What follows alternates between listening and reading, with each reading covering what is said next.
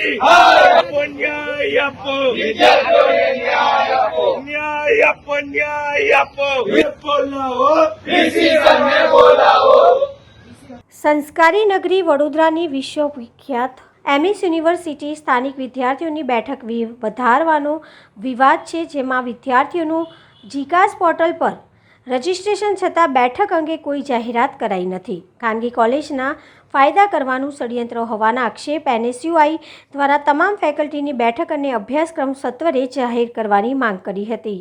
ત્રીજી વખત વીસી સરને રજૂઆત કરવામાં આવે છે કે જેવી રીતે વીસી સર દ્વારા અને જ્યાંના યુનિવર્સિટીના સત્તાધીશો છે તેમના દ્વારા જે નિર્ણય લેવા જઈ રહ્યો છે યુનિવર્સિટીના હિતમાં, જે વડોદરાના વિદ્યાર્થીઓ માટે જે રિઝર્વેશન 70% હતું તે ઘટાડીને 50% કરવાના ફિરાકમાં યુનિવર્સિટીના સત્તાધીશો છે. એનએસયુઆઈનો સતત વિરોધ રહ્યો. યુનિવર્સિટીના પૂર્વ સિન્ડિકેટ સભ્યો, સેનેટ સભ્યો દ્વારા પણ વિરોધ કરવામાં આવ્યો, પણ વીસી સર અને જે રજિસ્ટ્રાર સાહેબ છે તે તેમની મનમાની ચલાવી રહ્યા છે. આજે ફરીવાર એનએસયુઆઈએ રજૂઆત માટે વાઇસ ચાન્સેલરને યુનિવર્સિટી હેડ ઓફિસ ખાતે આવવું પડ્યું છે. અમારી એક જ માંગ છે કે વડોદરાના તમામ વિદ્યાર્થીઓને એમએસ યુનિવર્સિટીમાં એડમિશન મળવું જોઈએ, કારણ કે એમએસ યુનિવર્સિટીએ કોઈ બાપને જાગીર નથી, વીસી સરની કોઈ જાગીર નથી. તે વડોદરાના વિદ્યાર્થીઓ માટે મહારાજા સયાજીરાવ ગાયકવાડે 1 રૂપિયામાં વડોદરાના સત્તાધીશોને અત્યારે આપેલી ભેટ છે. તેનું ફક્ત ભાડું 1 રૂપિયા છે. અને આજના યુનિવર્સિટીના જે વાઇસ ચાન્સેલર છે, જે રજિસ્ટ્રાર સાહેબ છે, તે વિદ્યાર્થીઓના પગારે બેહીને જે પગાર લે છે વિદ્યાર્થીઓના પૈસે, અને આજે તે વડોદરાના વિદ્યાર્થીઓનું અહિત કરવા જઈ રહ્યા છે. ત્યારે એનએસયુ આજે ફરીવાર મેદાનમાં આવવું પડ્યું છે. અમારી માંગ એ જ છે કે જે વડોદરાના તમામ વિદ્યાર્થીઓ છે તેમને એડમિશન મળે, અને સાથે સાથે જે જીકેસનું પોર્ટલ હતું તે બંધ થવા જઈ રહ્યું છે. કાલે છેલ્લી તારીખ છે, પણ યુનિવર્સિટી દ્વારા હજુ સુધી કઈ રીતની સીટનું ડિસ્ટ્રીબ્યુશન હશે, કઈ રીતનું પ્રાધાન્ય હશે, એની કોઈ પણ જાહેરાત કરવામાં આવી નથી, ના સિલેબસ અંગેની, ના સીટોના ફાળવણી અંગેની. એટલે અમારી માંગ એ પણ છે કે વહેલી તકે સીટોની જે રેશિયો છે તે જાહેર કરવામાં આવે. અને બીજી વાત કે આજે ડીન સર દ્વારા કોમર્સ ફેકલ્ટી પર સેમિનાર કરવામાં આવ્યો હતો. શું એમના પાસે એનઓસી હતી? તમે જુઓ છો કે ફાયરના દિવસે આખા ગુજરાતમાં કંઈક ને કંઈક આગ લાગવાના બનાવો બહાર આવી રહ્યા છે. આજે વીસી સરે 450-500 છોકરાઓને લઈને આજે કાર્યક્રમ કર્યો મેઇન બિલ્ડિંગ ખાતે. શું એના પાસે ફાયર સેફ્ટીની એમને પરમિશન લીધેલી? તેમને પરમિશન લઈને જે વિદ્યાર્થીઓના જાનને જોખમમાં મૂકી હતી તેમના પાસે કોઈ કાગળ કે કોઈ પરમિશન લીધેલી? એ અંગેની બી અમે આજે રજિસ્ટ્રાર સાહેબને જાણ કરવા આવ્યા છીએ.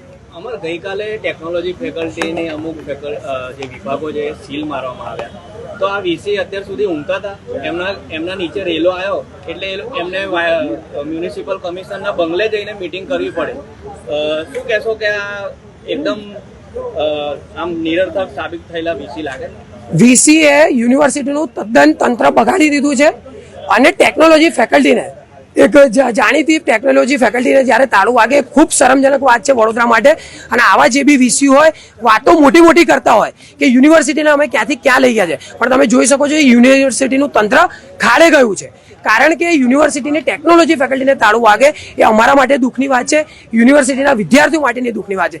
અને યુનિવર્સિટીના વીસીને જ્યારે વિદ્યાર્થીઓને મળવાનો ટાઈમ નથી, જ્યારે ટાઈમ કાઢીને ખોટું કામ કરીને જ્યારે જે કમિશનર શ્રી છે એમને મળવા જવું પડે છે, વિદ્યાર્થીઓને મળવા માટેનો ટાઈમ નથી. એટલે યુનિવર્સિટી માટે ખૂબ ખરાબ વસ્તુ છે.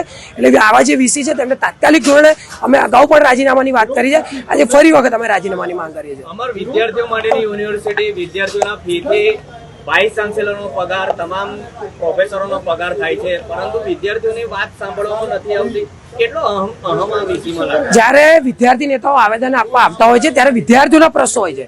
જ્યારે વિદ્યાર્થીઓ આવેદન આપવા આવે છે ત્યારે 2 કલાક બહાર તડકામાં ઊભું રહેવું પડે છે.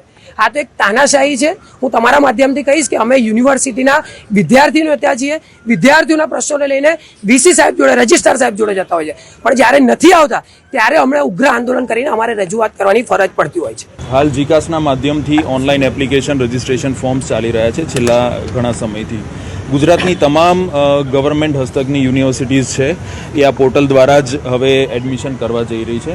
એ એડમિશનની લાસ્ટ ડેટ હતી 28મી, પણ વિદ્યાર્થીઓની રજૂઆતને ધ્યાનમાં રાખીને સરકારશ્રીએ તેને 2nd ડેટ સુધી એક્સટેન્ડ કરી આપી છે. જેથી કોઈ વિદ્યાર્થીઓ રહી ગયા હોય અથવા કોઈના લેટ માર્કશીટ મળી હોય તો એ તમામ વિદ્યાર્થીઓ એ એપ્લિકેશન ફોર્મ્સ ભરી શકે. આજે એનએસયુઆઈના વિદ્યાર્થી મિત્રો રિપ્રેઝન્ટેશન કરવા માટે આવ્યા છે. પહેલાં પણ આ જ મિત્રો આવ્યા હતા અને તેમને સમજાવવામાં આવ્યું હતું કે એડમિશન પ્રોસેસ ઉપર ધ્યાન આપવાનું રહે આપણે સૌએ, કેમ કે પહેલી વખત જીકાસ માધ્યમથી થવા જઈ રહ્યું છે. એની અંદર જો કોઈ વિદ્યાર્થીઓ વંચિત રહી જશે અથવા એની અંદર ફોર્મ નહીં ભર્યું હોય તો બીજી કોઈ પદ્ધતિ નથી કે એ વિદ્યાર્થીઓ એડમિશન લઈ શકે ગવર્મેન્ટ યુનિવર્સિટીઝની અંદર. તો સૌએ અવેરનેસ લાવી અને સૌથી પહેલાં તો રજિસ્ટ્રેશન આ પોર્ટલ થ્રુ કરવું જોઈએ, જેથી કરી અને એક વખત રજિસ્ટ્રેશન ફોર્મ્સ ચાલી રહ્યા છે છેલ્લા ઘણા સમયથી. ગુજરાતની તમામ ગવર્મેન્ટ હસ્તકની યુનિવર્સિટીઝ છે એ આ પોર્ટલ દ્વારા જ હવે એડમિશન કરવા જઈ રહી છે. એ એડમિશનની લાસ્ટ ડેટ હતી 28મી, પણ વિદ્યાર્થીઓની રજૂઆતને ધ્યાનમાં રાખીને સરકારશ્રીએ તેને સેકન્ડ ડેટ સુધી એક્સટેન્ડ કરી આપી છે, જેથી કોઈ વિદ્યાર્થીઓ રહી ગયા હોય અથવા કોઈના લેટ માર્કશીટ મળી હોય તો એ તમામ વિદ્યાર્થીઓ એ એપ્લિકેશન ફોર્મ્સ ભરી શકે. આજે NSUIના વિદ્યાર્થી મિત્રો રિપ્રેઝન્ટેશન કરવા માટે આવ્યા છે. પહેલાં પણ આ જ મિત્રો આવ્યા હતા અને તેમને સમજાવવામાં આવ્યું હતું કે એડમિશન પ્રોસેસ ઉપર ધ્યાન આપવાનું રહે આપણે સૌએ, કેમ કે પહેલી વખત જીકાસ માધ્યમથી થવા જઈ રહ્યું છે. એની અંદર જો કોઈ વિદ્યાર્થીઓ વંચિત રહી જશે અથવા એની અંદર ફોર્મ નહીં ભર્યું હોય તો બીજી કોઈ પદ્ધતિ નથી કે એ વિદ્યાર્થીઓ એડમિશન લઈ શકે ગવર્મેન્ટ યુનિવર્સિટીઝની અંદર. તો સૌએ અવેરનેસ લાવી અને સૌથી પહેલાં તો રજિસ્ટ્રેશન આ પોર્ટલ થ્રુ કરવું જોઈએ, જેથી કરી અને એક વખત રજિસ્ટ્રેશન કરેથી તમામ યુનિવર્સિટીની અંદર એડમિશનનો ફોર્મ ભરી શકાય. તદુપરાંત જે લાસ્ટ ડેટ છે એ એક્સટેન્ડ કરવામાં આવી છે, તો એ ચૂકી ન જાય, કેમ કે હવે પછી થર્ડ રાઉન્ડની અંદર લગભગ એડમિશન ફૂલ થઈ ગયા હોય પછી ફોર્મ ભરવાથી વિદ્યાર્થીને ક્યાં એડમિશન મળશે કે કેમ એ શંકાસ્પદ હોય છે. વિદ્યાર્થીઓ આજે ફરી વખત એ જ રજૂઆત લઈને આવ્યા છે. એક વખત પહેલી વખત આવ્યા હતા, બીજી વખત પૂર્વ સેનેટ સભ્યશ્રી સાથે આવ્યા હતા અને આજે ત્રીજી વખત આવ્યા છે. મુદ્દો એનો એ જ છે અને વારંવાર જવાબ પણ એનો એ છે. વિદ્યાર્થીના એડમિશન પ્રોસેસની અંદર જ્યાં સુધી કોઈ નવા રિઝોલ્યુશન્સ બહાર ના આવે ત્યાં સુધી એ એઝ્યુમ કરીને ચાલવાનું હોય છે કે જૂના પ્રમાણે એડમિશન્સ થાય છે. એડમિશન્સ અને વિદ્યાર્થીઓને કોટા સાથે કોઈ સંબંધ હોતો નથી. વિદ્યાર્થીઓને જે કંઈ પણ માહિતી આપવાની છે તે પબ્લિક ડોમેનના માધ્યમથી, આપ સૌના માધ્યમથી જ યુનિવર્સિટી હંમેશા જાહેરાત કરે છે. ડેટ એક્સટેન્શનની જાહેરાત હોય કે નવા કોઈ નિયમ આવ્યા હોય, ફીઝનો ચેન્જ હોય કે બીજું કંઈ પણ હોય, એમની લાગણીને ધ્યાન આપી અને આજે ત્રીજી વખત એમને સાંભળવામાં આવે છે. પણ એવી કોઈ જ બાબત નથી જેની અંદર વિદ્યાર્થીઓ ઉત્સુક હવે રહે અથવા તો ચિંતિત રહે, કેમ કે ઘણો લાંબો સમય આપવામાં આવ્યો છે એપ્લિકેશન ફોર્મ ભરવા માટેનો. તદુપરાંત હજી એક અઠવાડિયાનો સમય છે એ વિદ્યાર્થીએ પોતાના એપ્લિકેશન ફોર્મ્સ વેરીફાઈ કરવાનો છે અને વેરીફાઈ કર્યા પછી લગભગ 12 તારીખ પછી એના પ્રોવિઝનલ મેરિટ લિસ્ટ બનવાના છે. આ મેરિટ લિસ્ટની પદ્ધતિ જે યુનિવર્સિટીની પદ્ધતિ છે તે પ્રમાણે જ થવાના છે.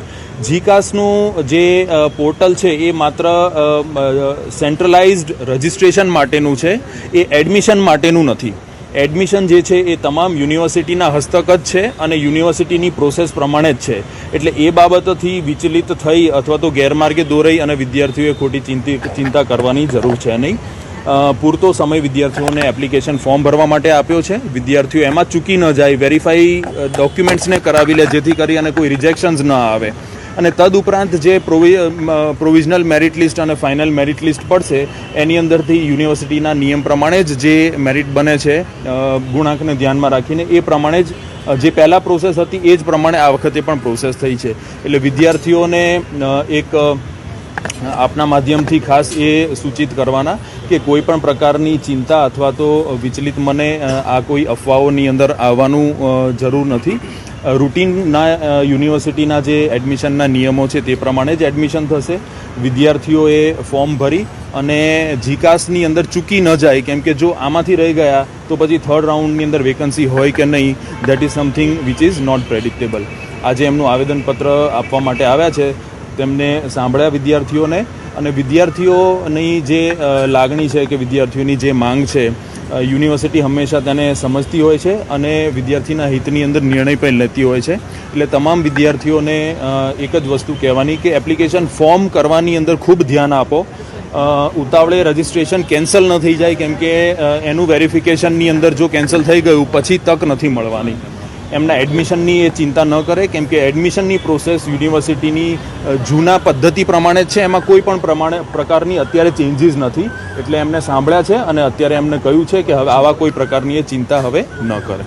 ગઈકાલે જબ કમિશનની બંગલે ગયા હતા ટેકનોલોજી ફેકલ્ટી મુદ્દે, એવું લાગે છે કે MS યુનિવર્સિટીનું તંત્ર ક્યાંક નિષ્ફળ નીવડ્યું છે. યુનિવર્સિટીના તમામ બિલ્ડિંગ્સ જે છે એ હેરિટેજ બિલ્ડિંગ્સ છે આપને અમુક સવાલ કરતાં પહેલાં થોડું લર્નિંગ આપણે સૌ લઈએ તો હેરિટેજ બિલ્ડિંગની અંદર ગમે તેમ તોડફોડ નથી કરી શકાતી.